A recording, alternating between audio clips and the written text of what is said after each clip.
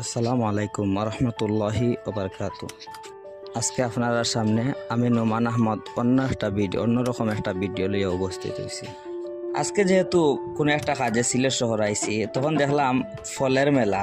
এখানে চাইলাম যে ভিতরে ঢুকিয়ে আপনার কিছু জিনিস ফল দেখাই। আসলে ফলের মেলা বলতে আমি প্রথম মনে হয় ফলের মেলা হল আম, আপেল, কাঠুর বিক্রি হইব। আসলে না, এখন গিয়াইন ঢুকিয়া দেখি ফল গাছের মেলা। যাই হোক, আমার মেজো আফার জামাই সহ আমরা দুজনে সবকিছু গাছগাছালি সকল দেখলাম এবং অন্যরকম গাছের মধ্যে ফল ধরা সবকিছু দেখলাম।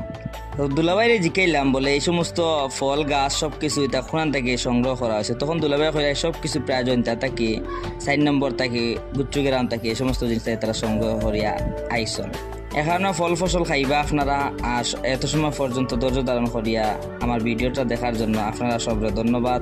সব সময় নুমান ব্লগের সাথে থাকবা এবং নুমান মিডিয়া ছাপ্পানোর সাথে থাকবা। ধন্যবাদ সবাইকে।